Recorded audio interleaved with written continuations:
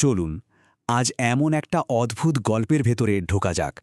একটা গল্প যেটা শুরু হয় একদম গা ছমছমে একটা ব্যাপার দিয়ে, কিন্তু শেষ হয় এমন এক জায়গায় যা আমাদের মন ছুঁয়ে যাবে। তো শুরু করা যাক। গল্পের প্রথম পর্ব, কোণের সেই ছায়াটা। ঠিক এখান থেকেই কিন্তু রহস্যটা দানা বাঁধতে শুরু করে। শুরুটা কিন্তু একদম সাধারণ। ধরুন শহরের কোলাহলের মধ্যে একটা নতুন অ্যাপার্টমেন্ট। অনিক আর তার পরিবার সেখানেই সবেমাত্র উঠেছে। সব কিছু একদম ঠিকঠাক, একটা নতুন জীবন, নতুন আশা। কিন্তু এই সব স্বাভাবিকের মধ্যেই একটা খটকা ছিল।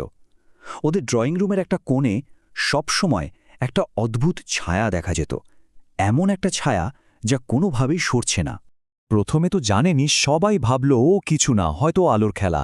কিন্তু বাড়ির ছেলে অনিকের কেন যেন মনে হচ্ছিল ব্যাপারটা অত সোজা নয়।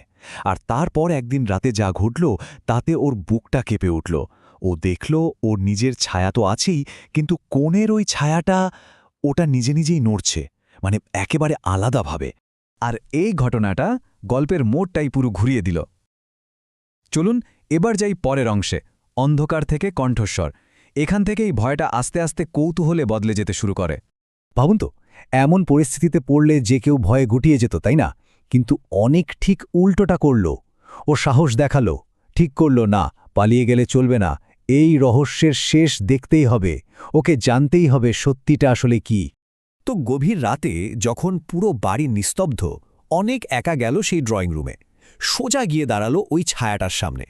বুকের ভেতরটা হয়তো ধুকপুক করছিল, কিন্তু ও নিজের ভয়কে দমিয়ে রেখে সোজাসুজি প্রশ্ন করল, তুমি কে?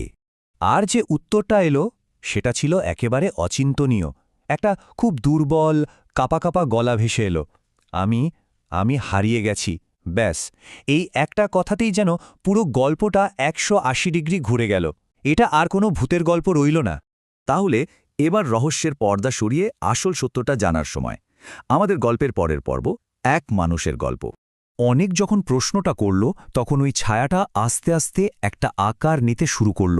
একটা মানুষের আকার, উস্কো খুস্কো চুল, ছেঁড়া জামাকাপড়। দেখেই বোঝা যাচ্ছিল মানুষটা ভীষণ অসহায়, হয়তো মানসিকভাবেও বিপর্যস্ত। আর ঠিক এইখানেই পুরো ব্যাপারটা জলের মতো পরিষ্কার হয়ে গেল।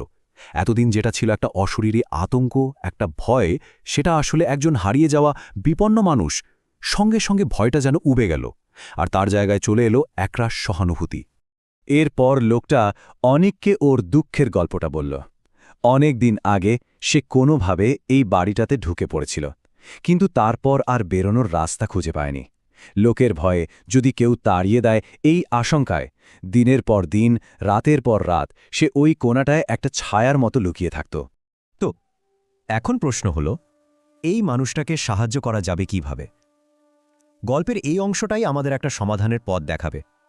পর্বের নাম, ডায়েরির এক সূত্র।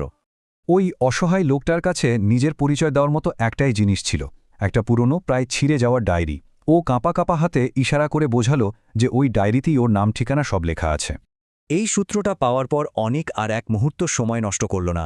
সঙ্গে সঙ্গে স্টোররুমে গিয়ে তন্ন তন্ন করে খুঁজে বের করল সেই ডায়েরিটা। তারপর সোজা বাবার কাছে। বাবাকে পুরো অবিশ্বাস্য ঘটনাটা খুলে বলল, আর প্রমাণ হিসেবে ডায়েরিটা দেখালো। ওর বাবা প্রথমে তো বিশ্বাসই করতে পারছিলেন না, কিন্তু ছেলের জেদ আর ওই ডায়েরির ঠিকানাটা দেখে ওনারা ঠিক করলেন, আচ্ছা একবার যোগাযোগ করেই দেখা যাক। আর এভাবেই আমরা গল্পের একদম শেষ পর্যায়ে চলে এলাম। এই পর্বেই আমরা জানব ওই ছায়ার আসল মানেটা কী ছিল। পর্বের নাম, ছায়াটির অর্থ। ওই ঠিকানায় যোগাযোগ করার পর যা ঘটল সেটা একটা দেখার মতো দৃশ্য ছিল। একজন বয়স্ক ভদ্রলোক আর ভদ্রমহিলা এলেন বাড়িতে, আর ওই লোকটাকে দেখা মাত্রই তারা কান্নায় ভেঙে পড়লেন।